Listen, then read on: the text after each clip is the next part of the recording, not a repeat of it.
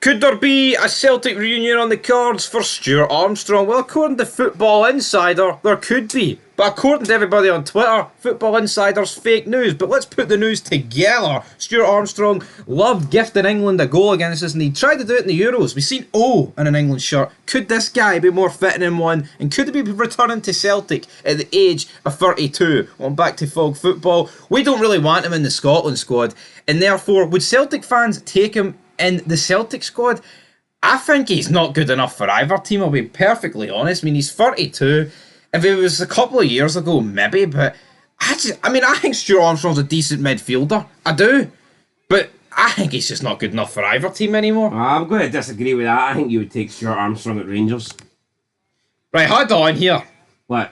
I'm talking about Celtic in Scotland. You say he's not good enough for either squad. I think he is certainly good enough for Celtic, especially if you factor in that Matt O'Reilly is probably going to leave this summer. I think there's definitely room for a Stuart Armstrong. No, I'm going to disagree. Guy's 32. I think it goes against the model. I think what Rangers and Celtic and other teams need to be doing is signing young to sell on. This guy, I mean, who wants to give this guy like 2 or 3 years? It's the same with Kenny McLean. Why would Rangers give him a 2-year deal? Well, they gave Stephen Davis a pretty long deal, didn't he? He was there for a long time and he performed. Why can't Stuart dispute. But he's a Stephen bloody Davis, man. Club legend. Stuart Armstrong, is he that for Celtic? He's won a lot of trophies with them. If they sign him back, maybe he can become a club legend. Sticking on the Stephen Davis trajectory here, though, he's also linked with a move to Fulham and Fiorentina. So, out of those three, Celtic, Fulham and Fiorentina, who do we think he could go to? Fulham, Celtic, Fiorentina. I mean, so you don't think he's good enough for Celtic, but Fulham are trying to get him. You know what? I think he'd be a good addition for Celtic.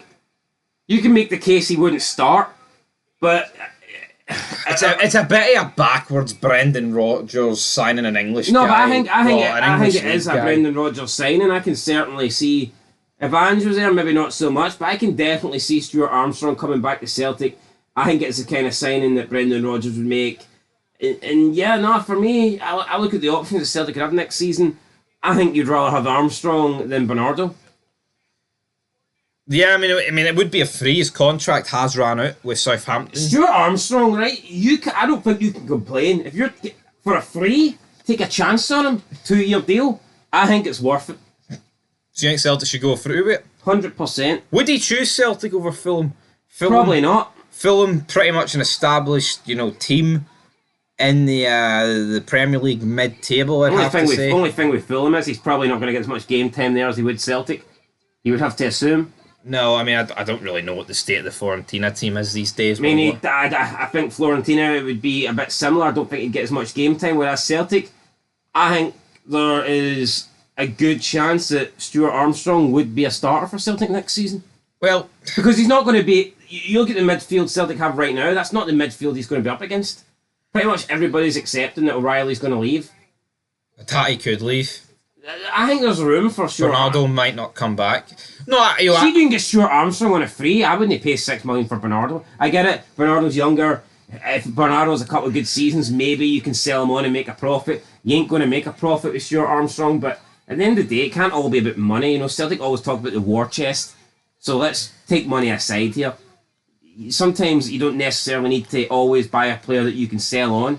And yeah, Stuart Armstrong might not have any sell-on ability here or sell-on benefits, but I think he'd be a good signing for Celtic. Don't get me wrong, right? There's obviously worse players to sign than Stuart Armstrong, but it's not such as a backward step, but it just does... It's going to be one that's not going to win over every fan. I'll put it that way.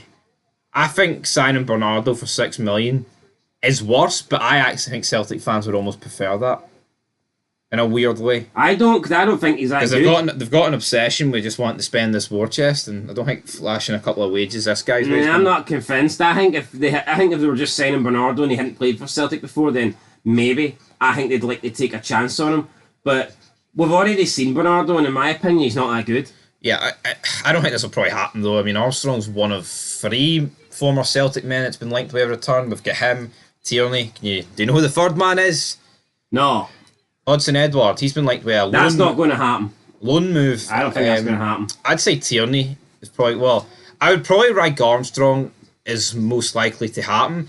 But I think Tierney's got a real chance of happening. The fact he says he wants to come back, he's probably done at Arsenal, and he's got 2 years left on his deal. Yeah, he wants to come back when he's old and at the end of his career. It's like Andy Robertson said he wants to play for Celtic, but not right now. Do you know what I mean? Maybe when they're 35, 36 and they're winding down, like a Roy Keane type move. But I don't think we'll see Andy Robertson. I think that's actually what's going to affect Rangers as well in the long term, like in the recent future, because there's not really a lot of Scottish players out there that are like, oh, I want to play for Rangers.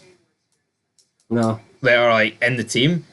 I mean, I'm looking at players. You've probably got like Billy Gilmore, but when's he going to play for Rangers? Billy Gilmore won't play for Rangers inside this decade. No. I mean, he's so young. It'll be like the mid 2030s, realistically.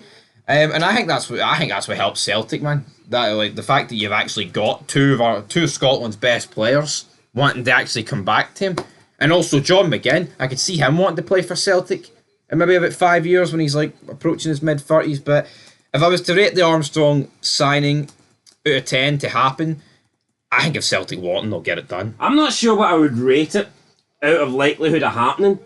But if I was rating it on how good a sign I believe it would be for Celtic, I would actually say an 8 out of 10. I think you're sleeping on Armstrong. I think he's still sleeping on him. I think he's still a. Listen, I don't really want him in the Scotland team when you're comparing him to the likes of McGinn and stuff like that. But I still think that he's a good player. I'm not gonna downplay that. Like I think you know what, right? I'll rate him a 10 if he comes to Celtic and he starts handing us goals like he handed fucking England goals against Scotland. Well, we'll see if that happens. There's one thing that Rangers need, it is a handout. But anyway, till next time, Stuart Armstrong, Football Insider. Let's see how much truth there is to this bad boy.